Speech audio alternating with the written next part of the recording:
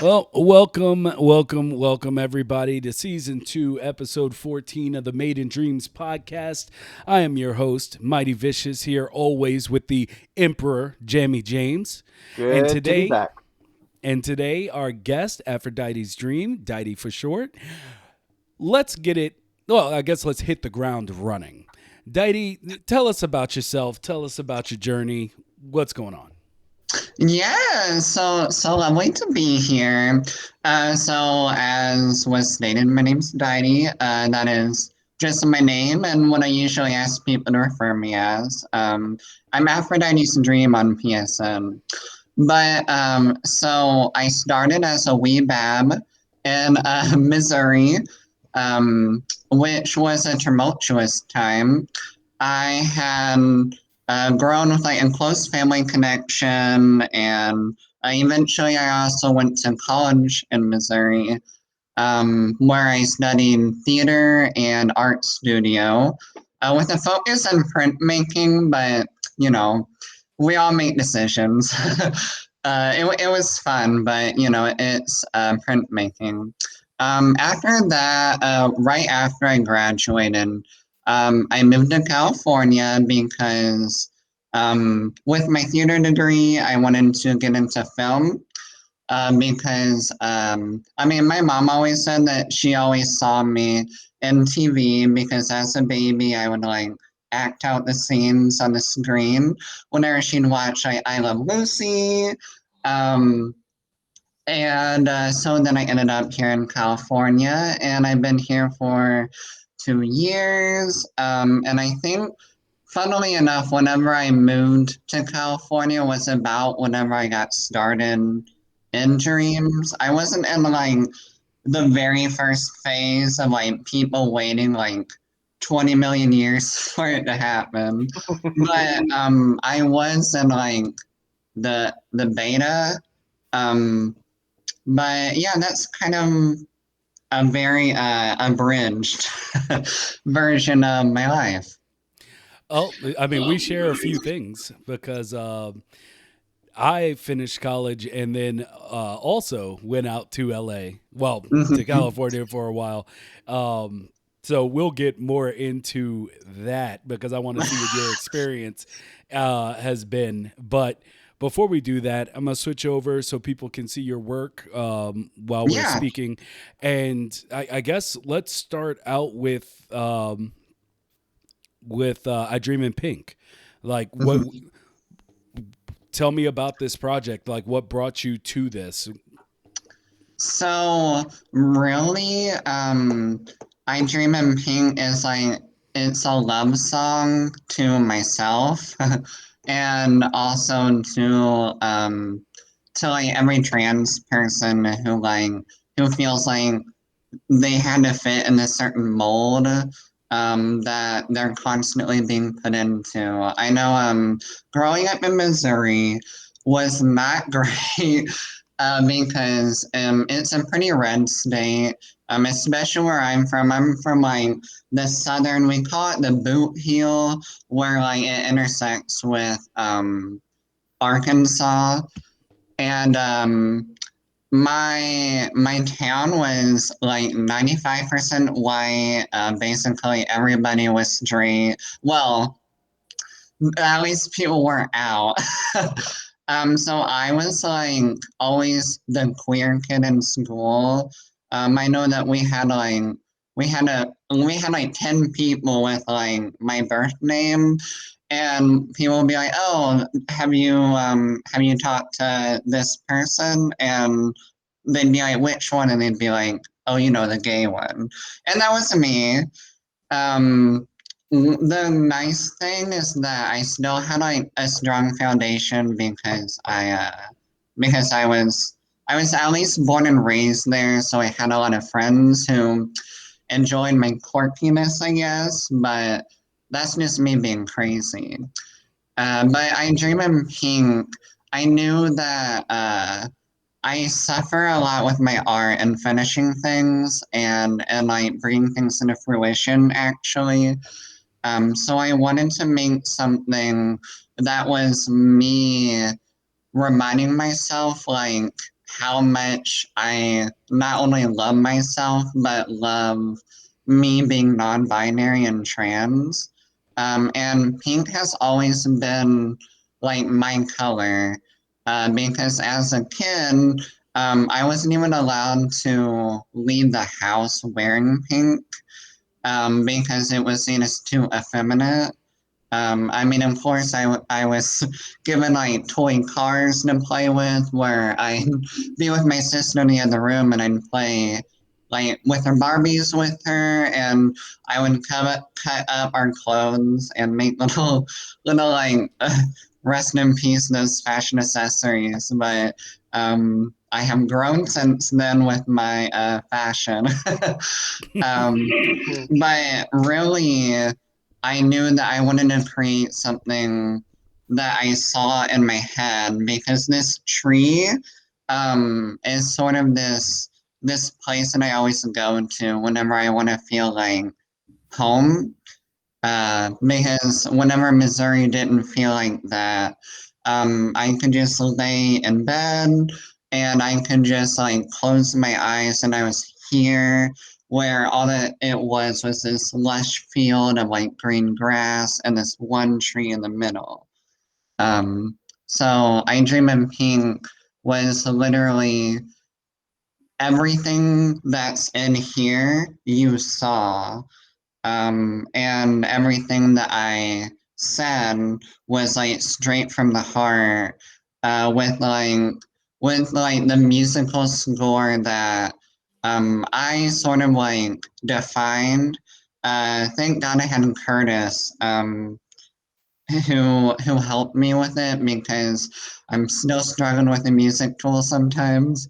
But he really helped me develop this sort of like ambiance of like everything is pink and lush, but also there's this sort of like horror element of the organs to also emphasize like my upbringing and background in horror as well. So that's kind of the sandwich of that piece. And how important was that for you? Oh, I'm sorry. That was a little feedback. Let me uh, like how important was that for you as far as dreams giving you the platform to be able to actualize and really have a conversation with yourself in an artistic platform?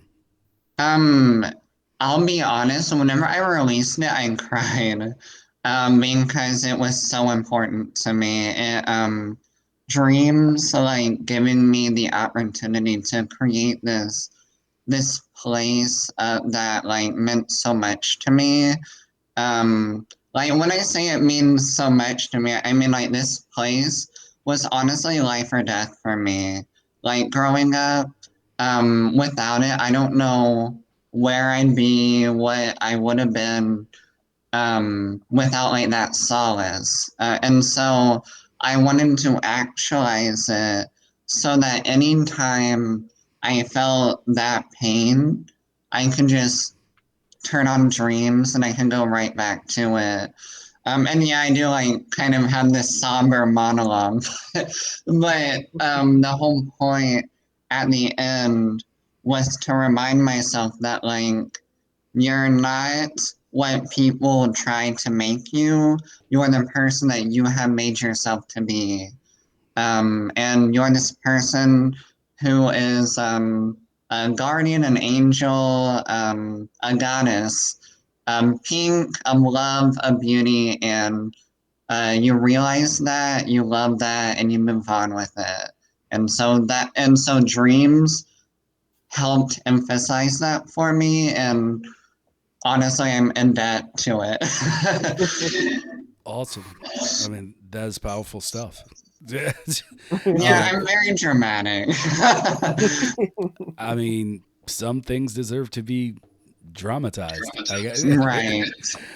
Well, I mean, I guess of course we're all trying to tell, I guess, the story of who we are and draw from our personal experiences. But Mhm. like, who do you draw inspiration from as it pertains to, I guess, the delivery of your art, the filmmaking aspect of your art? It's interesting because I have a bunch of like little inspirations, like randomly. Like there's an artist named Will Cotton who, if you've seen the cover of Katy Perry's Dream song where she's like laying in the pink cotton, um, I do not believe I have, but I have seen Will Cotton's work. Yes, yes, yes. Okay, Yeah. yeah. He's somebody that had always inspired me. In terms of film where I draw a lot of stuff, Guillermo del Toro is a big inspiration for me, especially in terms of my horror. I'd say like really my horror part of my aesthetic comes from Guillermo del Toro, John Carpenter, very that. Whereas the light and fluffy very much comes from like Will Cotton, Steven Universe. I'm trying to think about things as well. Honestly, also amidst some like Furbies and Barbies as a kid. I know people hate Furbies, but like they're everything to me. Um, so I'd say that honestly, that's where a lot of that comes from, I think. Huh. I did Yeah. I did not expect the Furby part. Yes, I just think about these little cute little creatures and they're also kind of like terrifying, and I love that. the the short you made him Mhm, the first thing I think of when I hear him mhm. uh, is Powerpuff Girls, yes, Powerpuff Girls, because exactly. that was one of the most terrifying things I think I saw as a young kid. Like Yeah. everybody thought it was fun and like all this stuff, but I'm like something about a devil with crab hands in a tutu Mhm.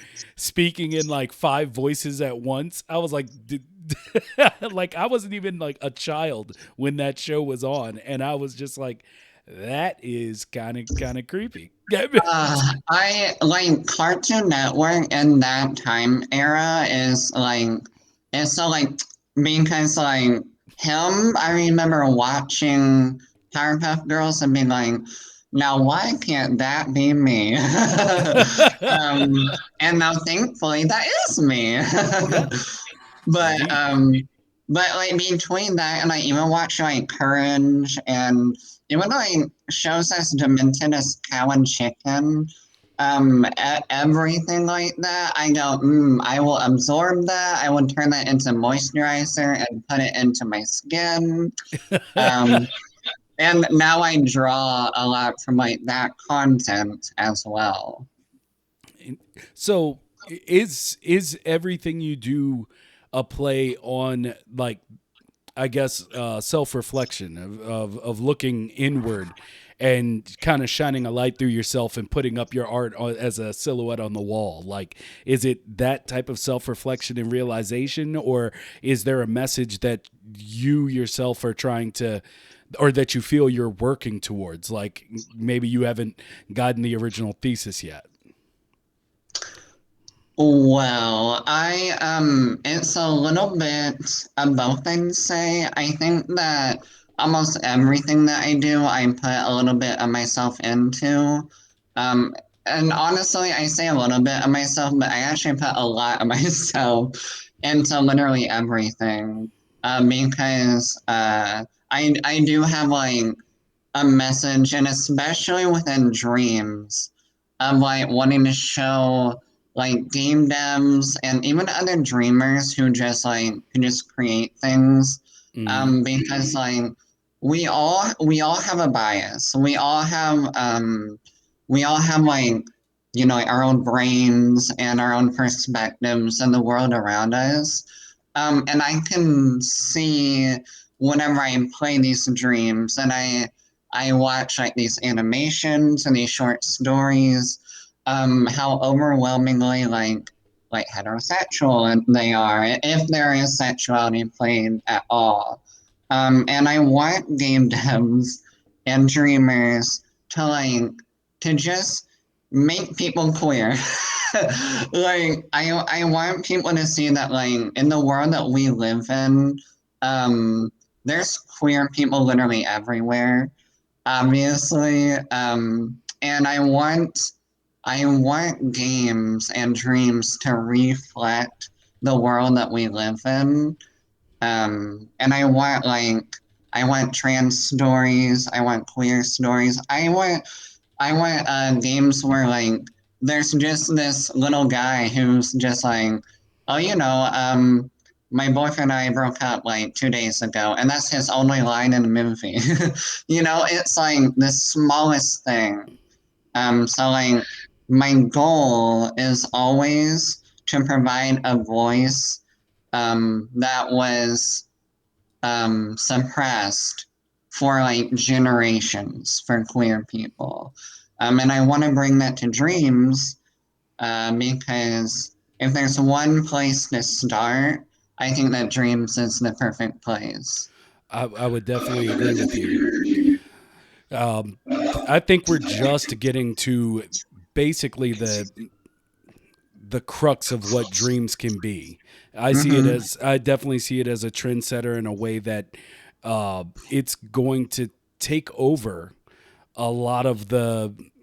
I don't know. It's good. I think it's going to become the format that we get a lot of stuff out of, whether it be memes or the short films that people can just throw up on on Yeah. Twitter or anything like that. And yeah, representation is Mm-hmm. always important, and to have a place that's genuinely as welcoming as the dreams community, more welcoming than really any community I've ever been a part of.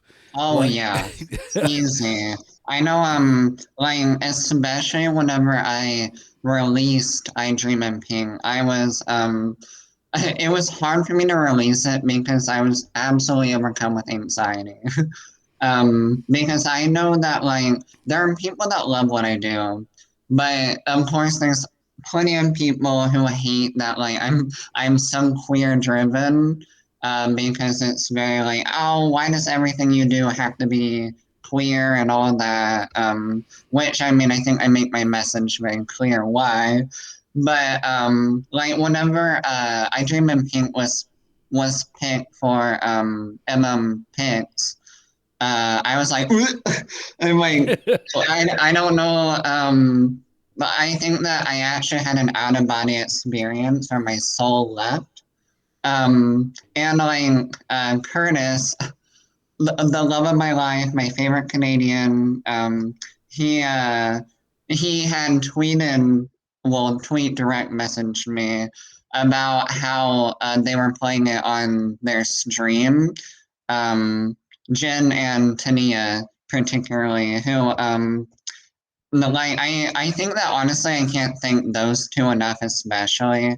I think that Jen is the one that saw it on Twitter and showed it to people, and honestly, I owe her my life because I love her and that meant everything to me. And I love how I found a lot of accessibility with MM through her, because it felt so easy to talk to her and share things with her, and her excitement for queer messages meant so much. And dreams, having somebody in a development team like that is so imperative for people like me who want to use dreams to spread these messages. But if nobody cares, then it's hard. It's yeah, I'll do it anyways. But if people care about what I'm doing, then that only makes me more powerful, you yeah, know? Yeah. definitely. It's I very few times in my personal life have I felt like that I've been at the start of something. I Yeah. don't like at the start, the ground floor of of something that's going to grow into something bigger. Like Mm-hmm. getting a little bit away from dreams, but generationally, Yeah. like I always tell people, like there's a difference between being a filmmaker, like being a filmmaker in the industry and set to make something back in the early 90s than Mm-hmm. now, or being someone who's trying to set up for the internet and being at the cusp of it at the right when it hit the market. And I feel like dreams is that thing where it's not run by, and at the moment it's not run by any type of algorithm.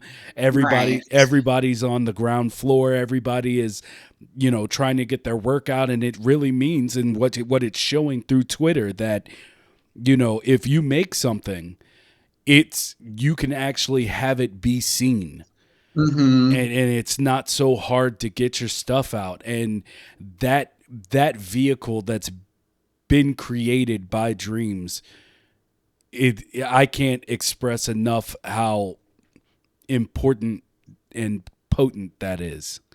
So Yeah, yeah, I know, like without dreams, like it's so hard to just do film stuff because like you need all that equipment. And I'm like, Mama, I work at Target as a beauty consultant. I don't make no like $20 an hour and I'm not full time.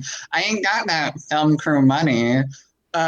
So having dreams where like to have a camera, you just use a gadget, and then like I just use some little beat boops and some little boo bops, and then I have a movie where I can like use my voice too.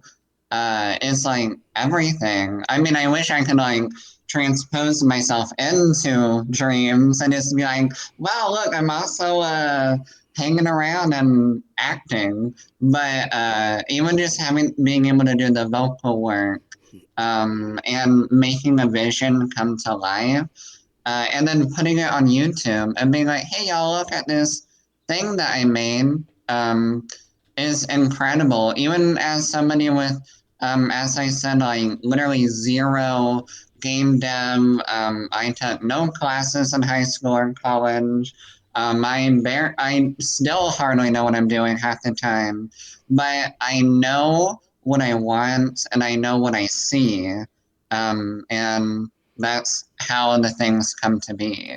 and I definitely agree with that, because I mean, like you said, like I'm in the same boat. Like Mm-hmm. as far as filmmaking goes, like I don't have connections. Mm-hmm. I have people that are kind of disillusioned with what filmmaking is, Yeah. and so like that's why I found it interesting your venture to California, because my story as far as California goes was that I feel like I learned one thing. Well, Mm-hmm. one real important thing when I was out there, and it was the difference between people who want to make film and people who want to be famous. Yeah. And because, like, for instance, like, I lived with a friend, and this friend they had directors, sound engineers, actors, voice actors, uh, special effects guys. We were all in this one place, and everybody was trying to like be a part of that big production. Yeah. And they would be like, I want to make movies. I want to make movies. And I'm like, well, we have everyone here. Mm-hmm. We need to make movies. And so, Yeah. and I feel like with that, if you bring that back into dreams, it does take away that thing where it's like, hey, like you might not be making the, maybe not even the final form of what you intend to make. Like it Mm-hmm. could just be a piece, but in that piece, there's way more than you had before dreams existed. Like you said, Yeah. I always wanted to do voice acting, and I had no way to get into it. Like the, Mm-hmm. but another thing about that was I also wanted to do, short films.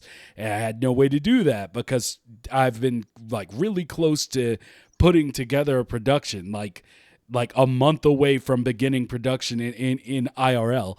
And and have everything fall apart multiple times. Yeah. And so it's like, there's a reason I believe that dreams, even if technically at this point can't do everything that I wanted to do, I can Mm-hmm. do more than I could before it existed. Right. And yeah. Yes.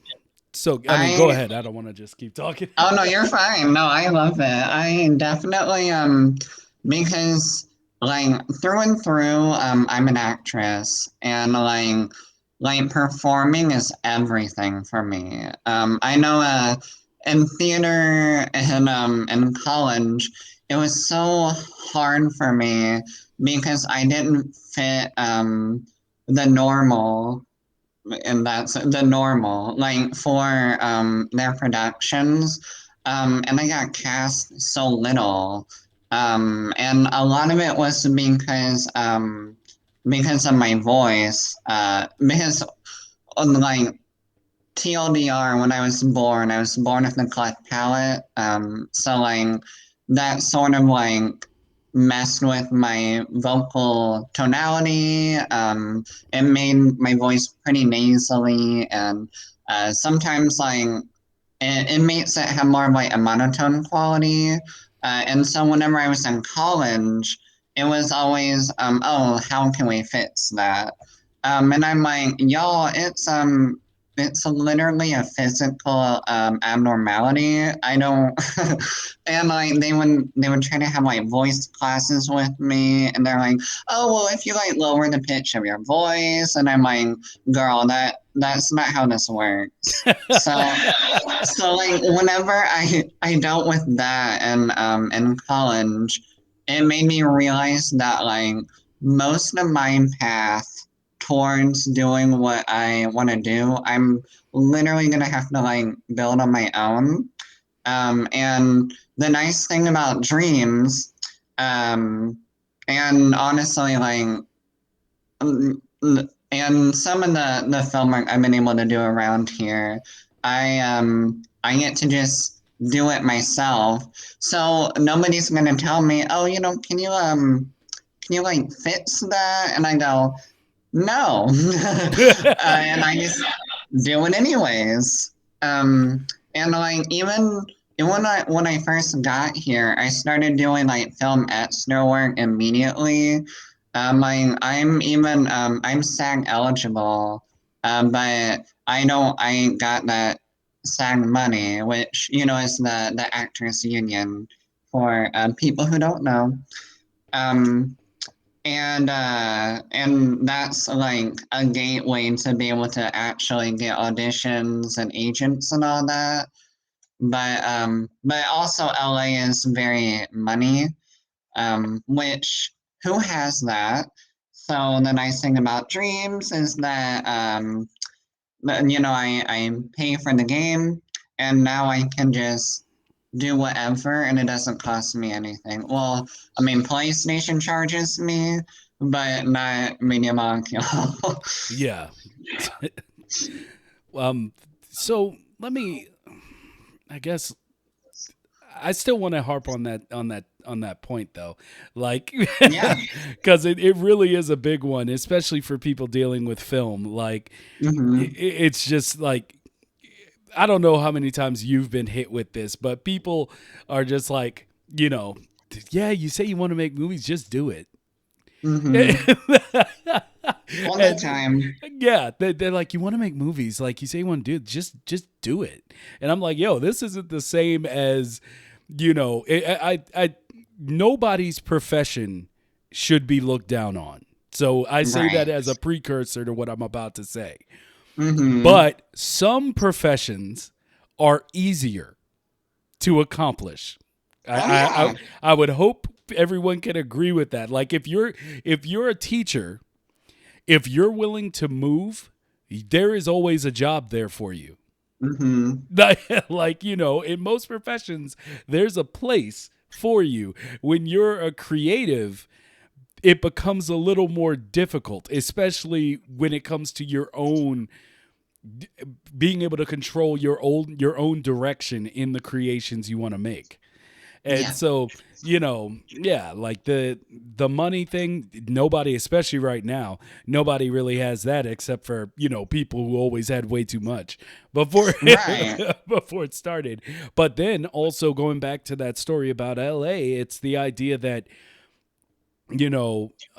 everybody, I guess there's everyone has their definition of success, so you may Hmm. not always have someone that's willing to jump on board your definition, like, Yeah. and once again, bringing it back to dreams, just that's the beauty, is that you may not be able to do it as fast, like, Hmm. because normally it takes a small town to make a movie, um as far as the bodies needed. So you may not be able to do it as fast, but as MC Alchemist, who joined us in chat a little bit ago, explained, it's like, hey, but now you got the thing. Hmm. You have the thing to get it out there and let it be done. And even if no more changes come to dreams, even if for some reason there's no support or anything like that, what's been given in my mind, and it's because of specifically what I wanted from gaming, Yeah. it is everything it needs to be to do everything that I asked for. I just got to get better. I'm the nice thing too is that at least like when I started Dreams, it was such a struggle because it felt like I didn't have anybody. And I'm a person, I'm so extroverted. And like I struggle with uh yeah, I would say that I struggle with logic, but that doesn't even explain what logic does to me. Like if you see a hole in the ground, basically 5, 6 feet wide, it's probably for me and the logic dug it for me. It literally kills me because I'm so bad at it. And like I watch the videos and everything, and like I don't learn well that way.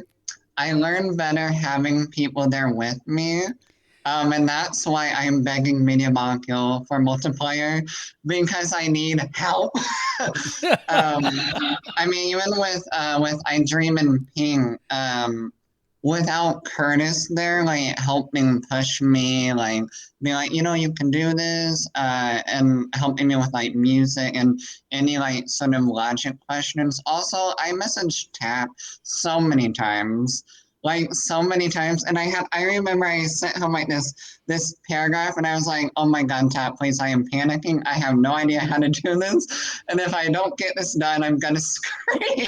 Yeah, believe me, we are kindred spirits in that sense. Like, logic is, as many people, if you've watched this show before, I talk about it all the time as to what it does to me.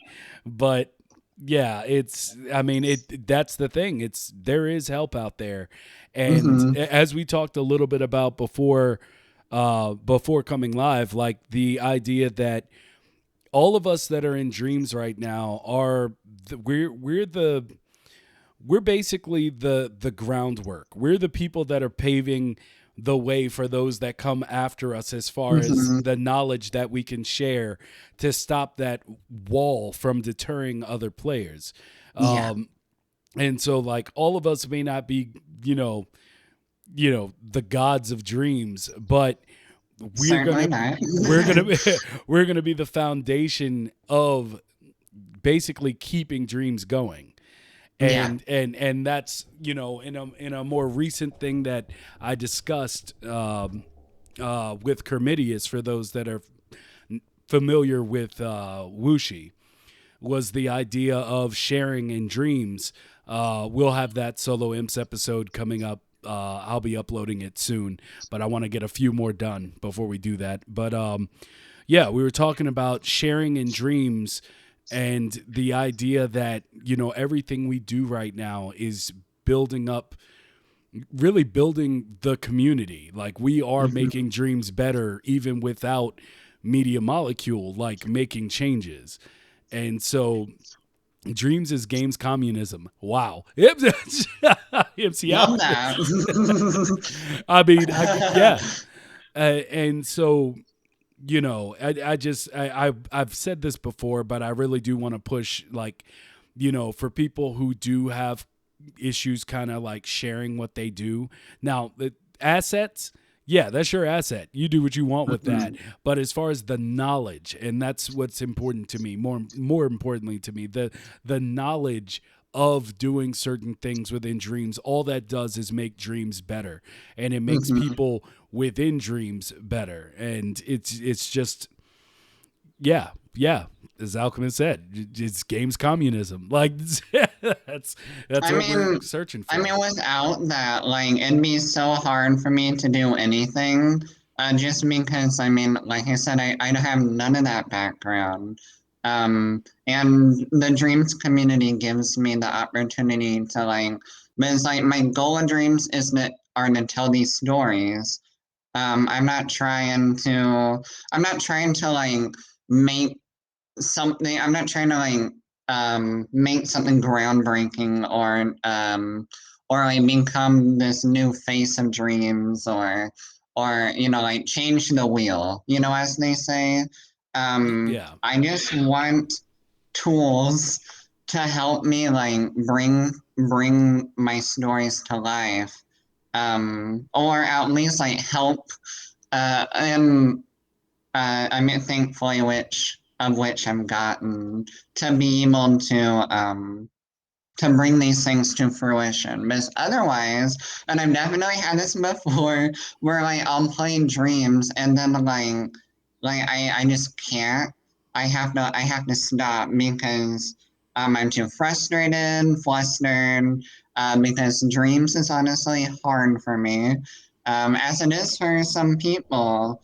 And I mean, sometimes it's hard whenever like you see your friends like every time Manabo releases something or half up. I'm like, I hate y'all. I hate how much I love you guys. Especially Manabo, who's like a pretty good friend of mine who I would talk to all the time. Um, for help, I go, please, somebody, anybody, and I even like that. Even whenever people like text me their help, it's still hard for me. Because I'm a person who learns by doing things with another person. I know that there was one time when I was trying to make this piano where you have to hit three keys in a certain order in order to activate something. And I looked at this piano and I'm like, uh, and bless his heart, Breezy, and this is before he got signed on to Media Molecule even.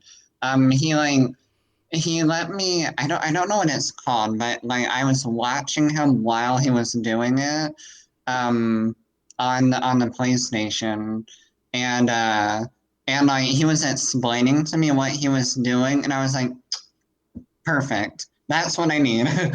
And then it helped a ton. Indeed. So, I mean, I want to second that help thing because Lord knows, so many have tried. Yeah, So many have tried, and they're like, "Wait, how far are you getting?" And I'm like, "Well, I got to here, and I feel right. like." And I've been kind of on a forced hiatus right in the middle of trying to, because I've really put forward my best foot trying to learn logic. Because Me too. I stopped all of my uh like sculpting. I stopped everything and was just like, I'm going to focus on logic. And I did this one thing, and everyone, like, thankfully everyone came out of the woodwork trying to help me. Hmm. And but I got to this point where I was like, you know what, I'm just going to stop asking for help, not because I don't get it or not because I didn't get help, but because the time I'm putting into this to make this work, I might as well just give it to someone who could just do it in a second. And Right. but the option to do either or is like, that's in itself powerful. And Mm-hmm. and I know you said you're not trying to do anything groundbreaking, but is that true? Is that true? Maybe I'm kind of lying. Because maybe I am trying to encourage people. Okay, I was completely lying. I am trying to sort of break like sort of this wall of the lack of queer stuff on dreams. That is true. I'm trying to encourage people to make more queer things, or not even things that are just queer, but have elements of anything beyond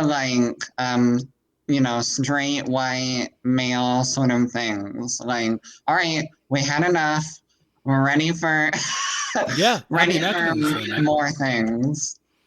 Definitely. Definitely. I mean, I can understand that, and I mean, that's something that's a conversation that spans to the entertainment industry as a whole. Hmm. Not not necessarily just dreams, but any voice trying to further that is Oh is yeah. is a powerful voice. So continue to try to push people to do that. I mean, there's several games that I play. Like I play a lot of League of Legends, for example, and there's over 100 and something champions, and there's one that's confirmed queer. I'm like, I don't. I something doesn't add up here. I'm like, uh, I mean, it's things like that.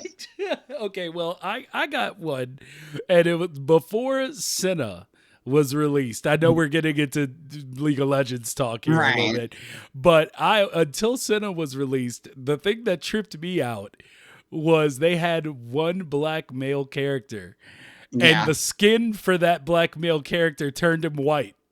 Yep. And I was like, Yeah. wait. Well, it's like you undid it. But then again, being familiar with the how would it, being familiar with how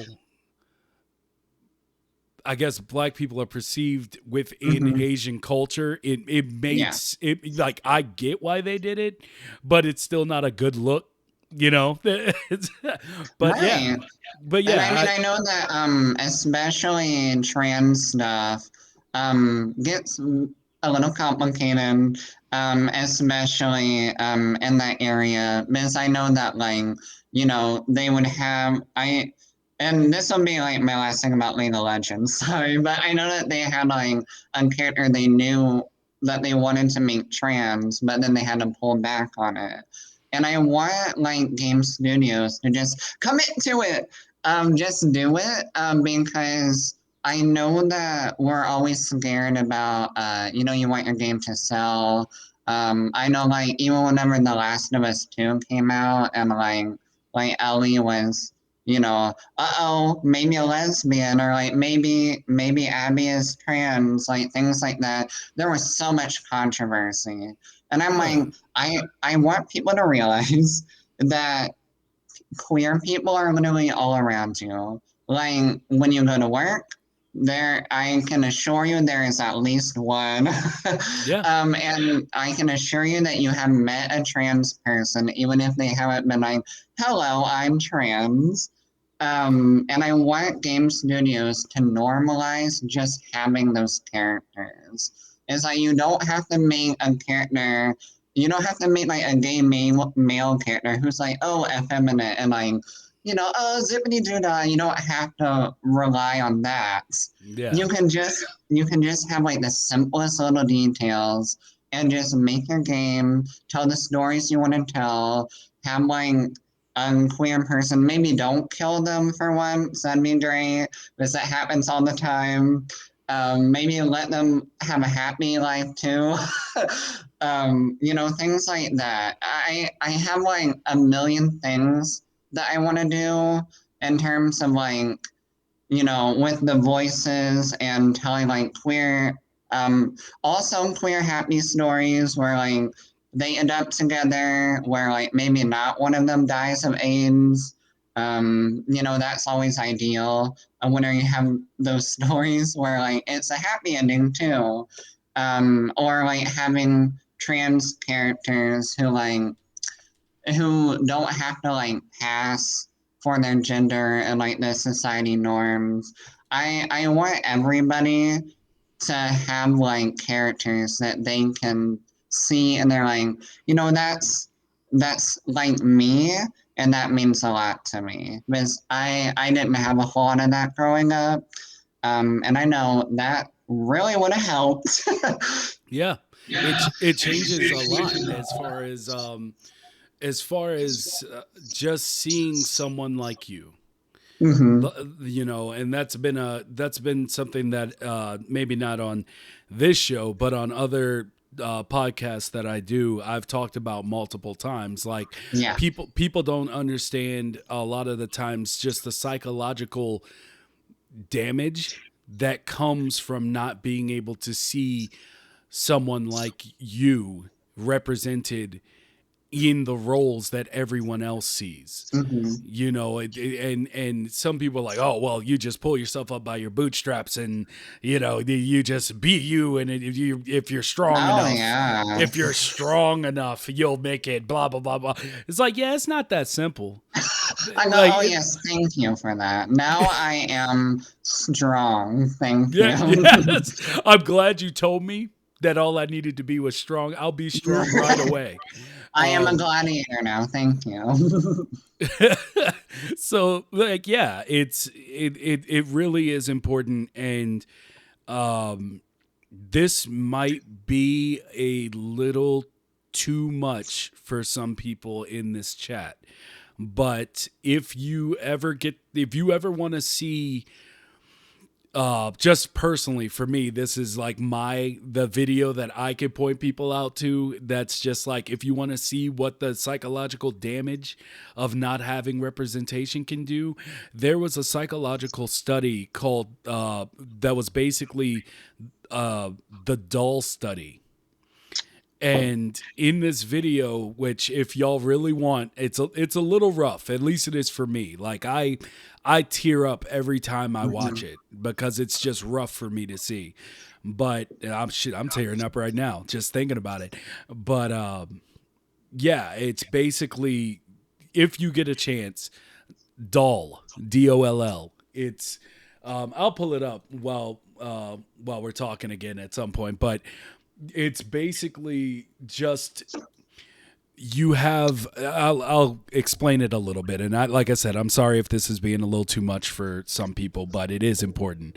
They take black children and they put them at a table with a line gradient of dolls with different skin tones, and they ask the little girl, like the little black girl, like, which doll is beautiful, and she points to the white one.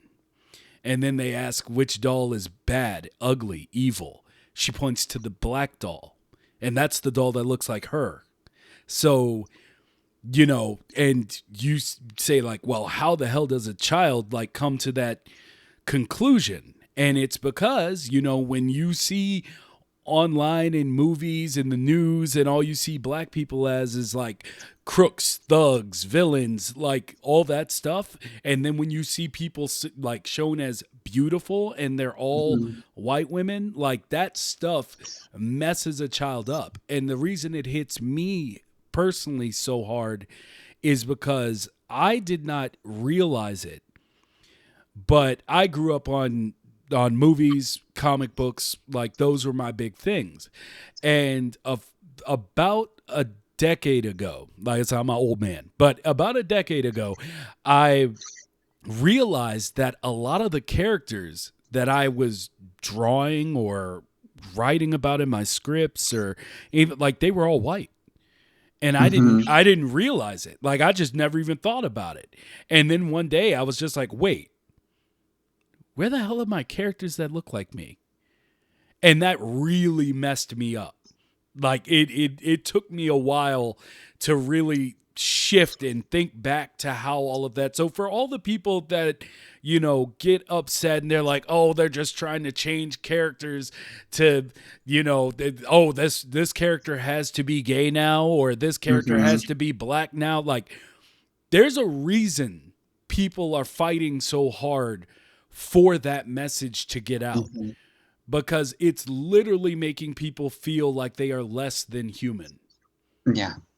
And you might not understand or feel that because it doesn't necessarily pertain to an issue you have. Like, when it comes down to it, like, up until hell, I think even still now, like 98% of all superheroes are white. Yeah. 95% of, or no, it changed in 2016. 85% of all lead roles in films are white males. Hmm. Like, so even when you want to break that down and not speak about race, you're still speaking about, you know, how many of the leads are women, which we have seen an uptick in, but even still, those women have to have pretty long resumes to, Yeah. to get that type of recognition. How many, basically, how many just, who are you representing? Hmm. So, like, who are you really representing? An art is supposed to be a mirror of the world around you with your own personal expression. Like, where's the rest of the world? So, Right. you know, Yeah, that's why I mean I tell people I like anything that I make in dreams will be queer. Like any character you see or anything, like I am even right now I'm writing a story about Aphrodite and Persephone, who actually like my own sort of mythology of them being lovers.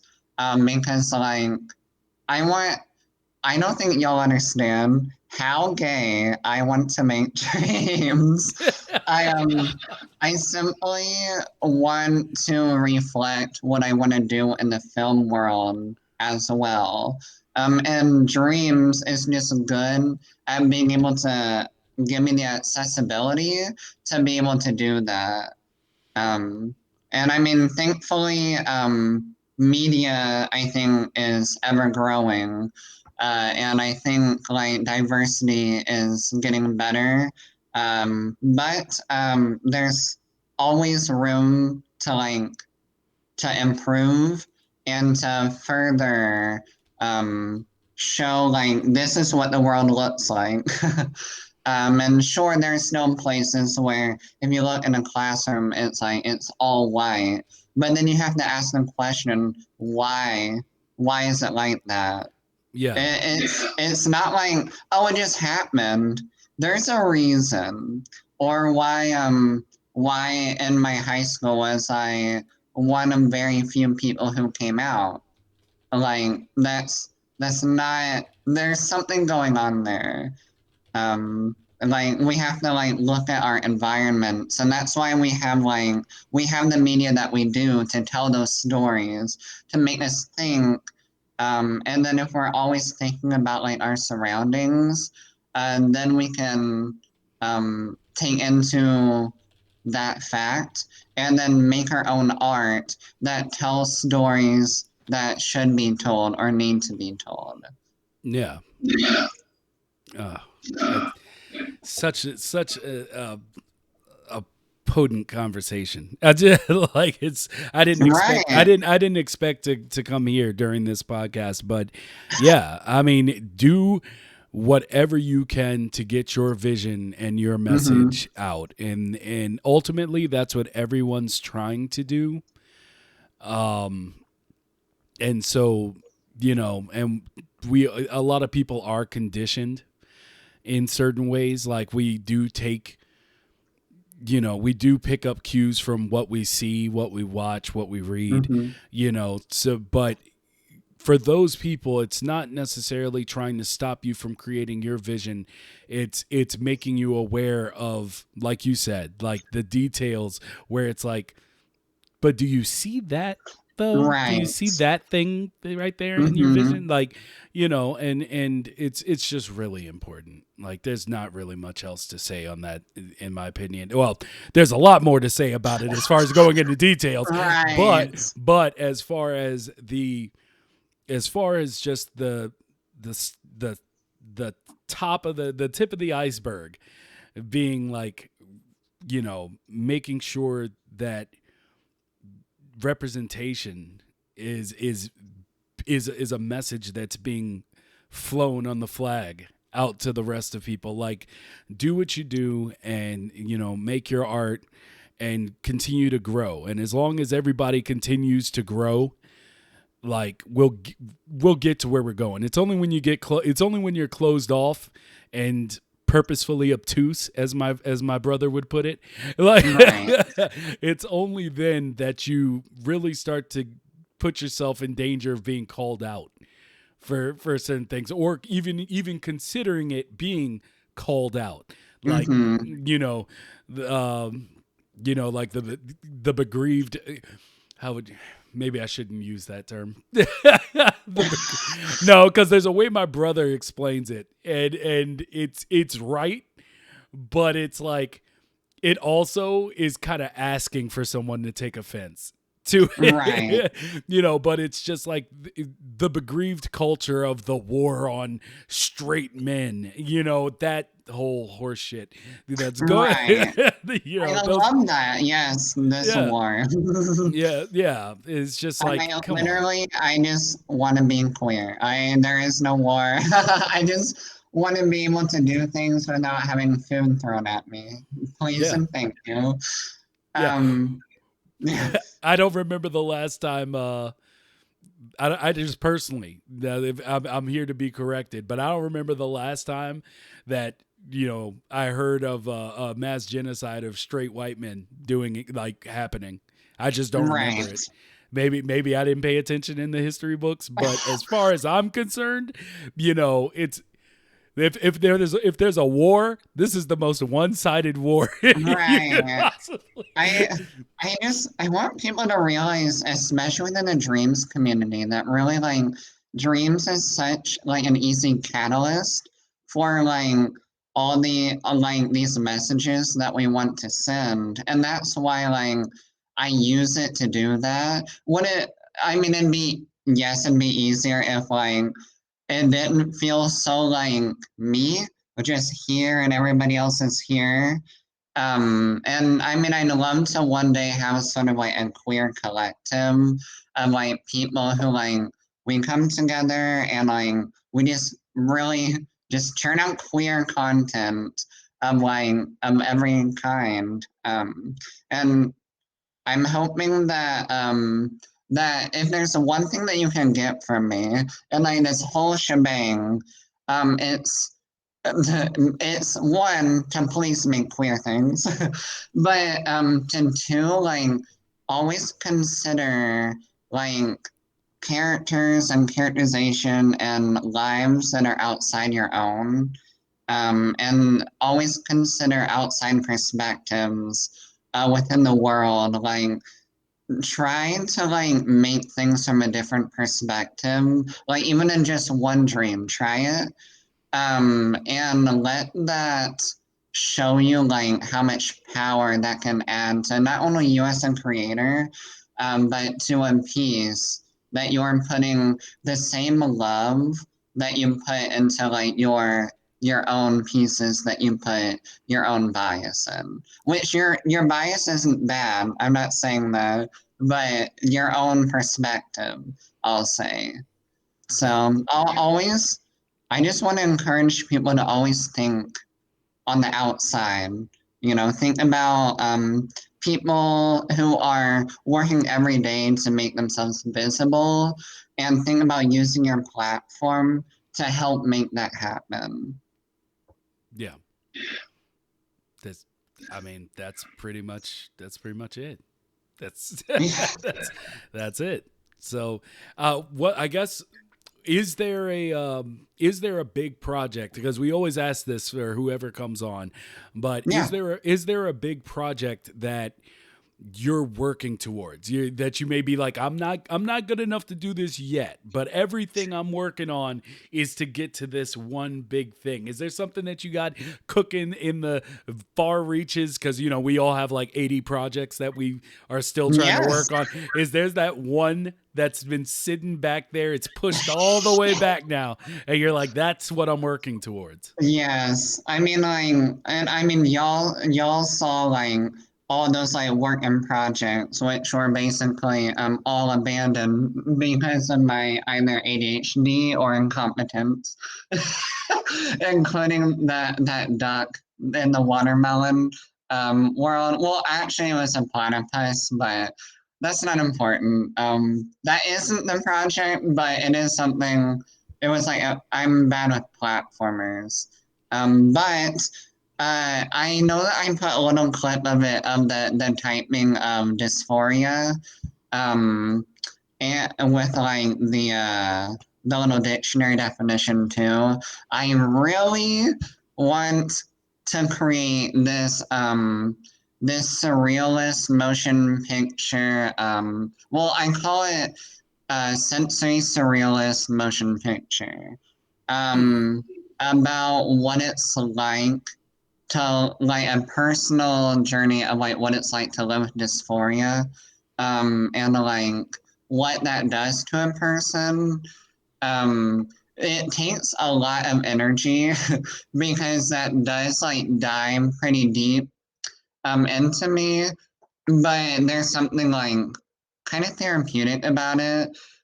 Just there's a lot of things I do not know how to do, and I don't even know how to approach. But I know that I want it to be a message of like I want to like really dive into the horror of it. But I also want to like I want to show people one trans story that's like reflective of my own. Because I also want people to know that like me telling my story is not going to be the same as other trans stories. How I present myself is different than how other non-binary people present themselves. But I really want, um, I guess, a work in progress title, Dysphoria, to be you know nothing about how it feels to be a trans person. I want you to like watch and experience this, and I want you to feel it. I want you to like to see, to hear. I want it to like influence your emotions so much that you're that person. So yeah, Yeah, that's, I really mean, I feel like that's the goal, to kind basically of put dark the, intro. yeah, basically put the humanity into it. Yeah, Exactly. yeah, just like you might not have the same experience, but being able to understand that experience from that perspective allows you to Exactly. see the subject matter, or the person within the subject matter, as more human. Exactly. And Anything that makes it look like trans people are just people that were born with like different, molecular biology, all that stuff. But that's still a person. It's not like a monster. It's not somebody who wants to like go into the bathroom with your child or something like that. Because people always present those arguments that like trans people are like these monsters, people who want to create unsafe spaces for your children. Whenever all that we want to do, we want to wake up in the morning, hate that we're waking up in the morning, eat breakfast, go to work, make money, support our family, and that's it. We just want to live. We yeah, just want to survive. and I'll make a proclamation right now, just in case we have anyone who may not have felt so comfortable during this conversation. Um, but when it comes down to it, like, a lot of it comes from religion, and Mm-hmm. I'm not going to preach to anybody what their religion or anything like that. All I would say is that at the basis of at least one of the biggest purveyors of the stigma of individuality being Mhm. Christianity, just remember that at the beginning it's nothing but the logos, and the logos is love. So Yeah. just know love. Have the capacity to love unconditionally within you, and we'll all see better days. Um, I do want to approach this question in chat because I find it very interesting. Yeah. Payoff Wizard, who, for those that don't know, is an actual wizard in dreams. I don't know who hasn't played Ascent. It's many of the other things that just amazing. But he types in chat, quick question. I made a black character for Vicious being me, to voice, but for a moment I thought he was going to be unable to do it. In this scenario, is it better to have a white guy voice the black character or change the character to white? And Bexis said option 3 involve black creators. Huh. How let me ask you. I'm gonna shift that over to you, Didy. Like, To what do you? me, Yeah. I'm gonna shift that to you because I want to take a moment to really think about this because there are many. It's not a simple like right and wrong answer, and uh-huh. and, and I can give many you know places where or examples of where people have been put into the situation of this conundrum and had to work their way out of it. And I so yeah, if you do you want to go at it, or should I just start Sure. blabbering? I Okay. mean, I definitely can. Although this is coming from like, I am white, just so that everybody knows. So that it's that perspective. In fact, I am actually blending into the wall. It's hard, but most importantly, I think that whoever said the option 3 involved black creators, I think kind of hits it on the what is the expression on the nail?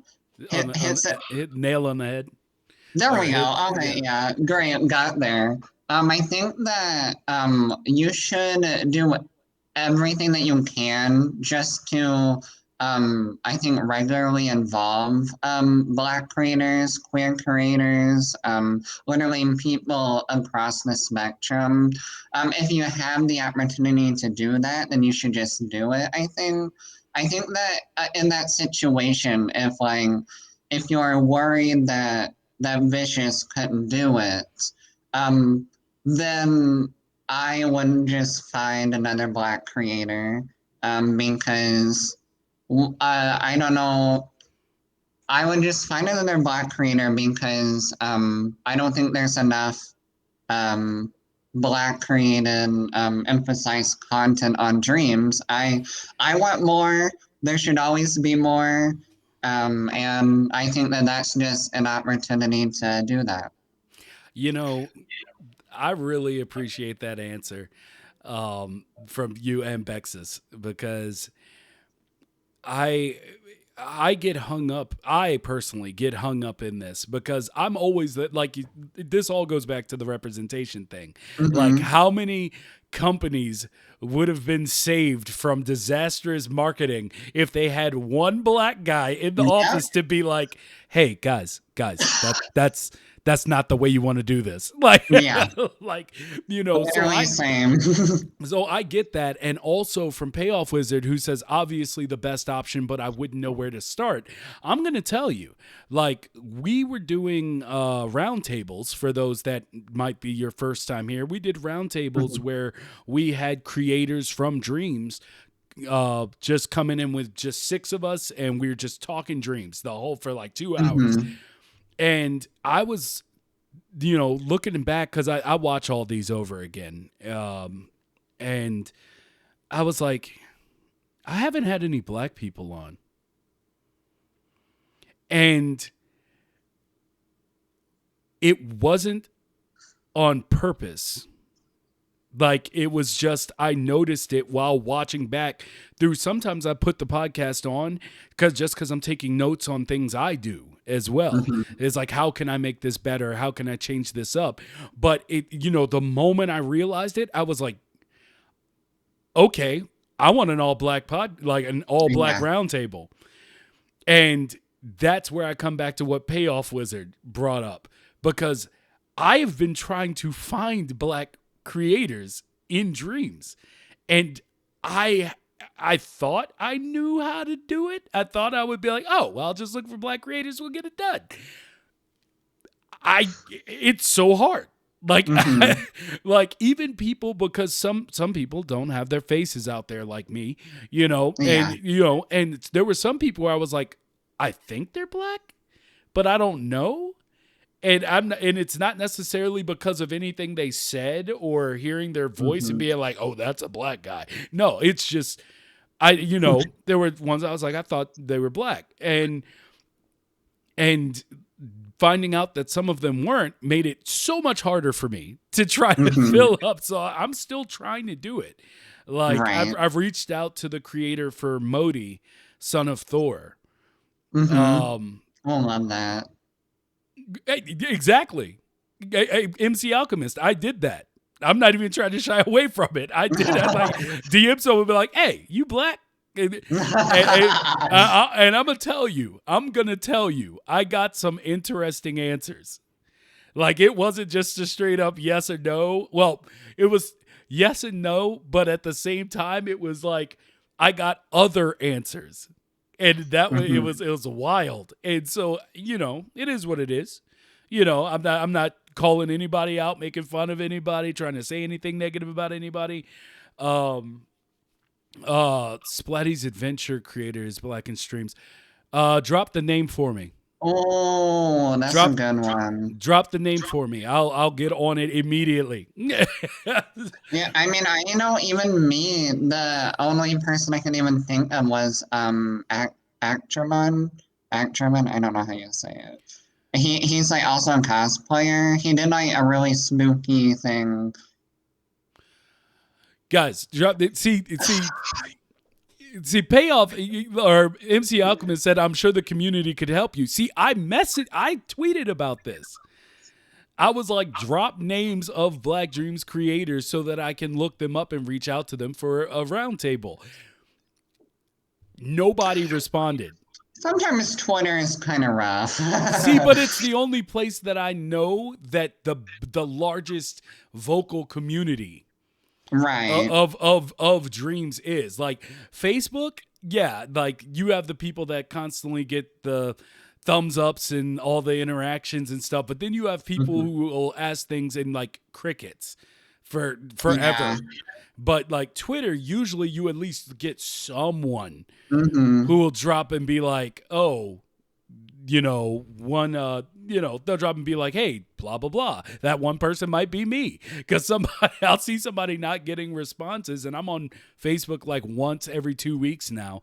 But if I see somebody in the dreams thing, like who put something and they didn't get a response, I'll be like, hey, try to reach out to people on this way Yeah. because I know there are people who would be willing to help. um uh Vicious, I'm gonna scrap the plans I had for your character and make him a superhero. What? uh, I mean, it's funny because I kind of deal with the same thing with queer creators. Because I mean, there's several people who like put the little rainbow flag in their bio, but like I'm not just gonna assume that they're then queer because I know that sometimes allies do that too. yeah. Because even that I'm still only found like a handful of people. I know that like and because I really want to work with more queer people.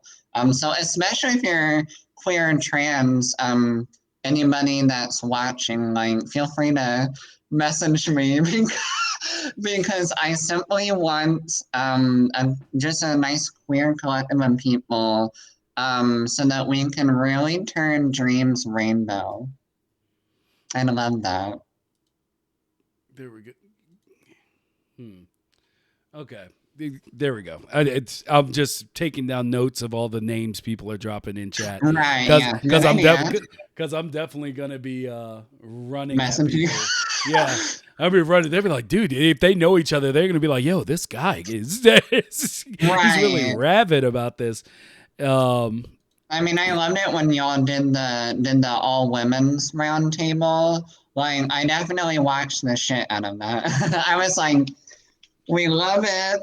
Yeah, like I mean, that's the thing. Like it all started from the like me watching back through the show and just being like, who's not being represented here? Yeah, yeah, yeah. And you know, I mean, as we've beaten into people's brains during this episode, it's important. It's Yeah. important. And if we doing roundups where my fellow Mexicans, hey, find them. Exactly. Find them. Be like, yo, there's this guy that wants to talk to you. And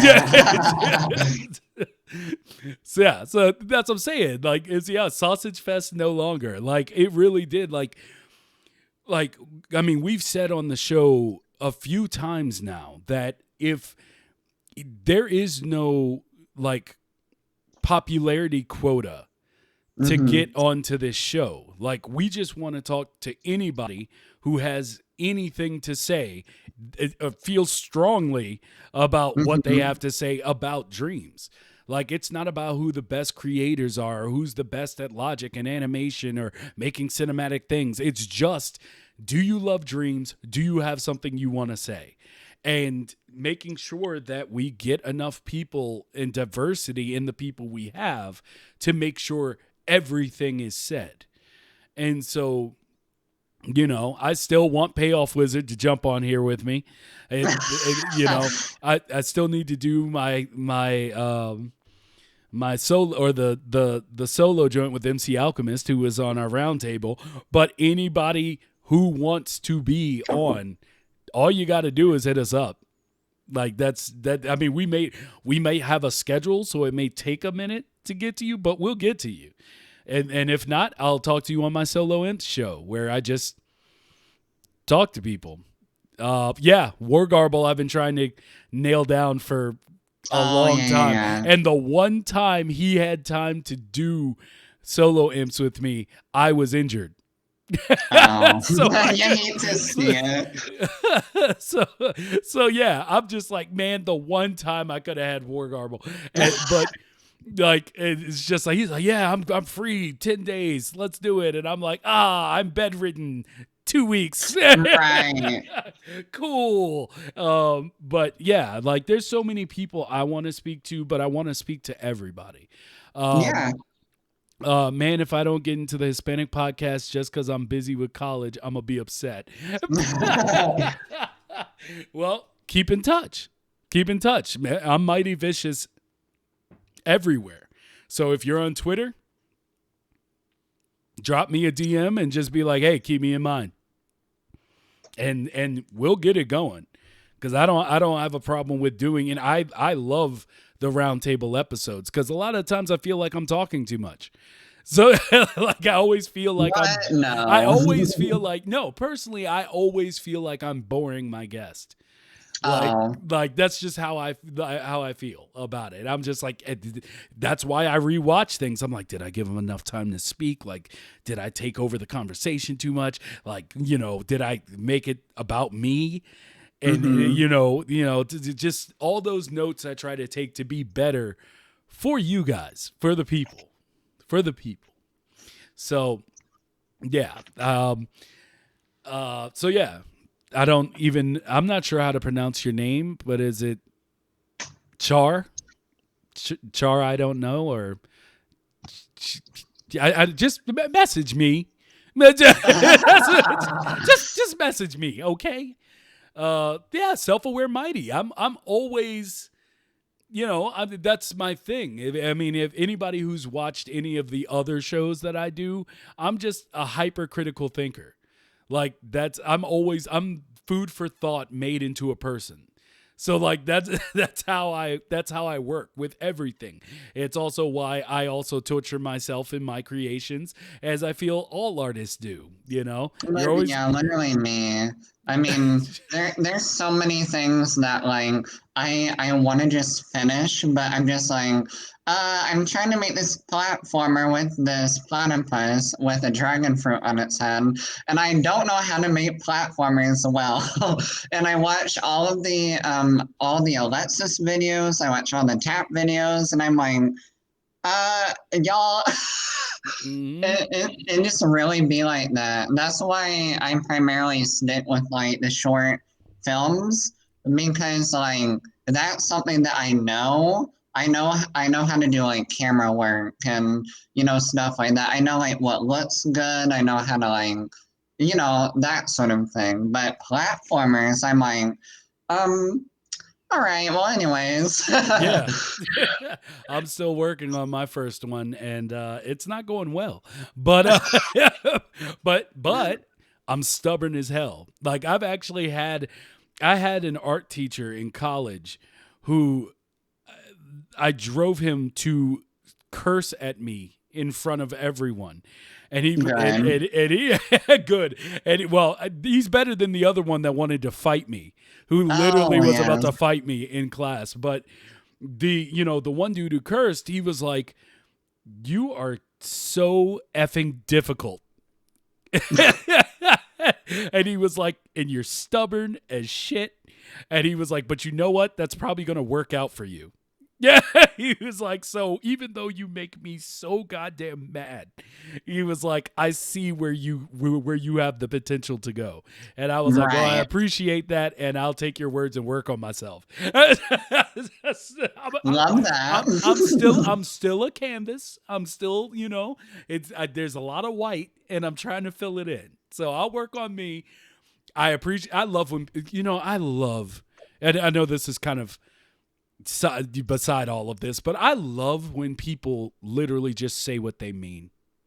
Yeah.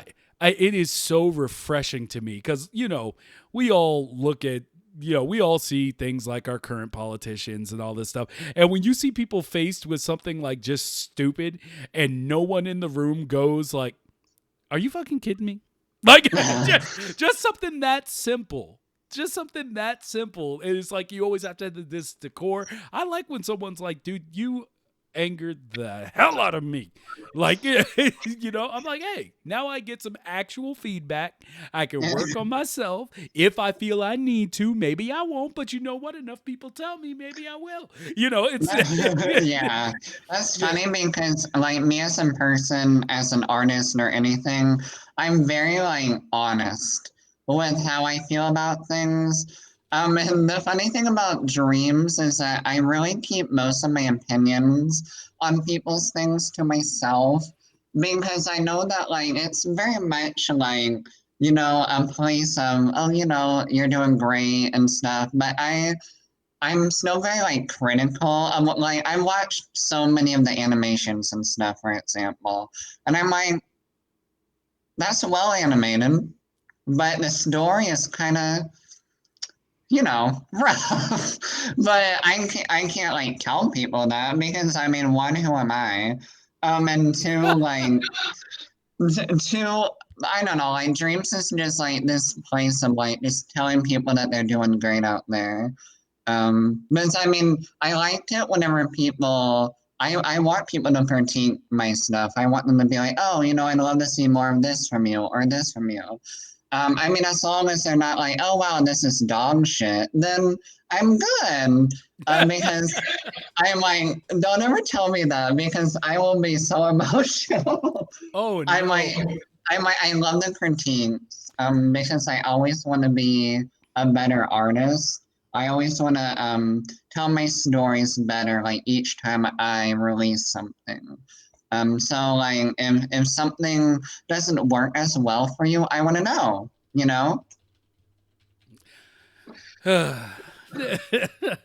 I'm just uh I, I- you know I don't see I don't think I've seen anything, and I know people are probably going to be, like, really, but I don't think I've ever seen anything in dreams where I didn't appreciate it.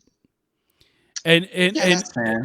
and so, like, I've gotten in trouble saying a version of this before, but like, even the people, like, yeah, nobody wants to see the memes, but even the but even with the memes, I'm like, that person took their time to learn enough about dreams to create that thing.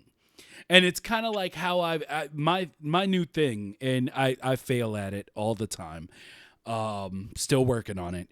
But when I watch movies now, like, um I stop looking at movies in the sense of, like, of course you like or you dislike it, but if it's something that I dislike, I always try to pick out that one thing that I think that person thought was valid enough to make the film.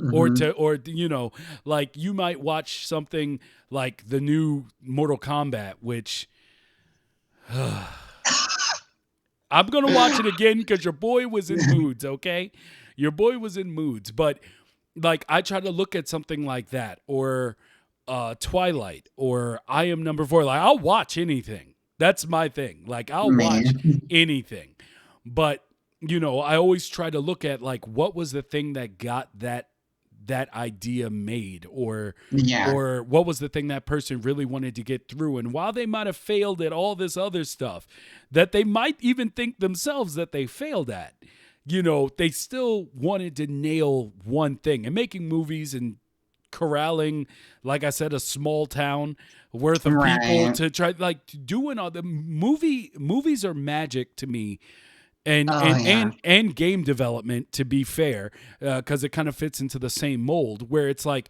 trying to have so many different pieces come together to make a cohesive vision. It's absolutely wizardry. Like, Hmm. I mean, have you ever tried to get three people in a room to decide what to eat? Oh my Like, God. and then I think can't of even with one person in the room, which is myself, I can't decide. So, yeah. and the interesting thing about what you were saying was that, like, I love thinking about that in terms of like horror, especially, because, like, I mean, horror, as we know, usually like digs into like our deepest fears or things like that, and seeing like where it succeeds, it really succeeds in like Candyman and the original Halloween and things like that. But then, like, they make things like what I can't even think of a bad horror movie. Well, most of them, honestly, a lot of them are really bad. No. But Uh-oh. it's like you can tell the difference in like in the production of like Candyman and then the production of something like Slender Man, for example. It's like not really sure what happened there, but I appreciate the attempt, just like in Dreams. Yeah, yeah. And so that's where I kind of come from with, I'm just a sponge in dreams, and I'm trying to soak up as much knowledge and execution and theory as I can, especially with my limited time as a pretty well into his life man. As so, um, yeah, yeah. It's I don't, like I said, even with memes, I don't think I've seen anything where I've been like, ew. Like, like, that's my only reaction to the Yeah, whole thing. Just yuck. I don't like that. maybe I'm But a little bit meaner see, because it I'm not that way. see, most people wouldn't say that, because, like I said, I'm working on it, because as I said, hyper analytical and critical thinking. Like, I can be pretty rough, and Right, it's just that for me, I don't look at dreams in the same way yet. Not that it's a lesser art form or that it doesn't deserve that critique, but it's just so young that I'm just like, everybody's learning and we all start from a different right. place. You know, some of us, could probably make a full career just out of dreams. But yeah, like, it's still being born. Like dreams is Right. still being born.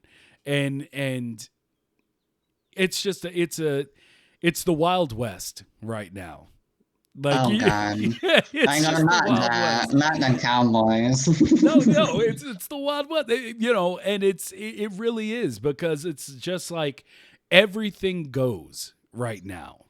Mm-hmm. And it's because everyone is starting from their own place of learning in dreams and their own idea of what it is they can do. Like someone may start out with a meme, and they might be just playing with it for fun because they don't have time, but they're in the Right.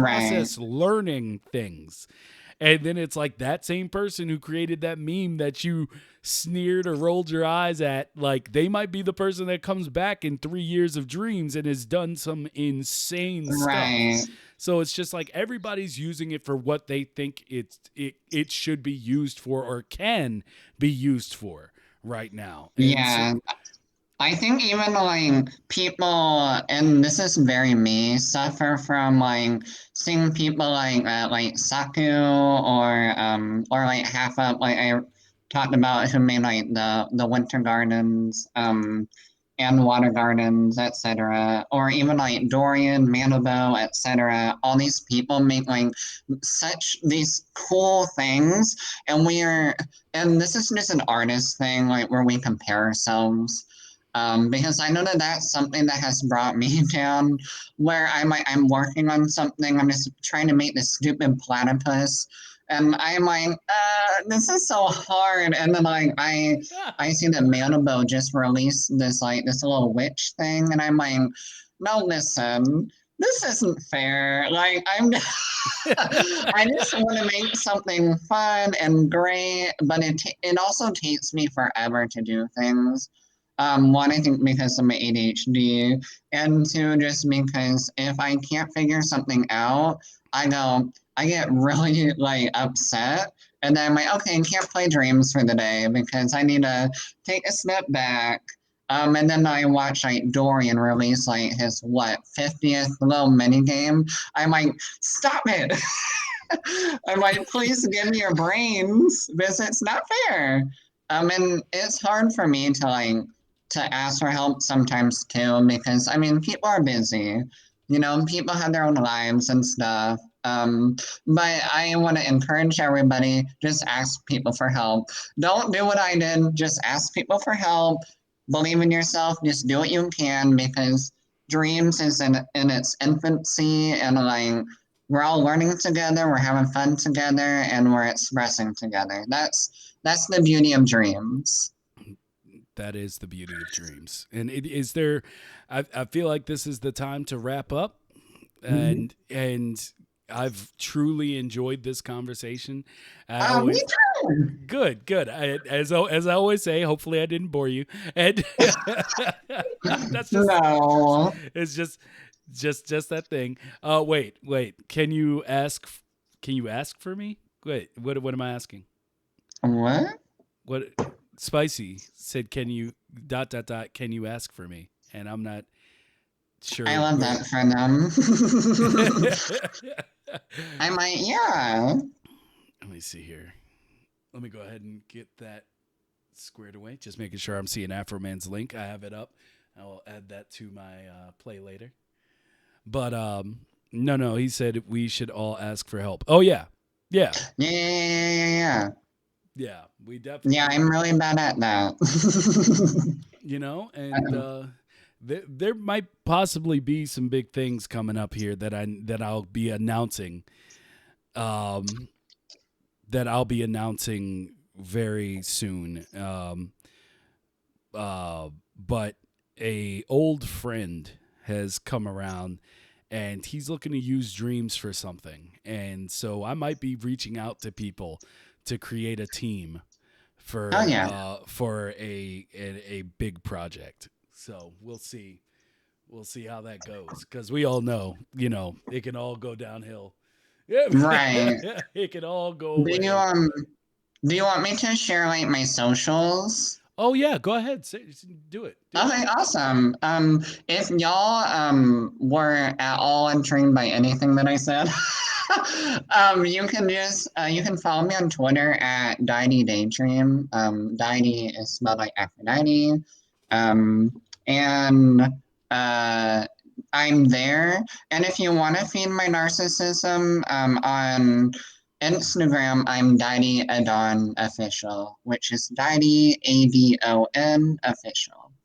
So, and really, if you want to like talk to me about anything queer or work together in dreams, literally just message me and I'll probably like in 2 seconds say yes because I love working with people more than anything.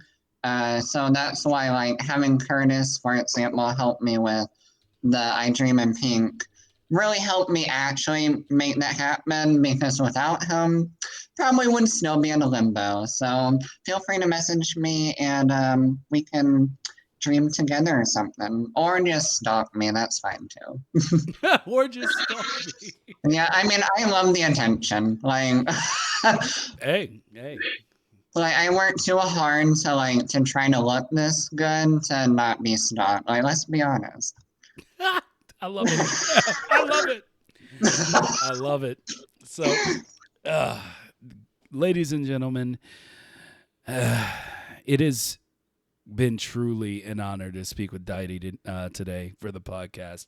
I put the Instagram in chat. Stalk and follow. Yes. Yes, I need that. I need the narcissism. Please feed it. Indeed, Dorian. Welcome to the show. We're closing up. Dorian. Oh, I talked for like 5 minutes just about Dorian. But once again, sorry for the technical difficulties earlier. We're still trying to get those squared away with Jammy James. But I have enjoyed this episode, and thanks to those who stuck through, even through some of the things that a lot of people don't like to talk about. Mm-hmm. The things that are a little too mature for most of the people on Twitch. So I appreciate it. I hope you enjoyed it. I'll have this up probably by Sunday or Monday on the Yeah. YouTube. And as I stated, I'm Mighty Vicious everywhere. And yeah, I guess we head to an outro. But thanks again, Deity. I appreciate it. Thank you. Thank you so much for having me. It was definitely my pleasure. Later, everybody.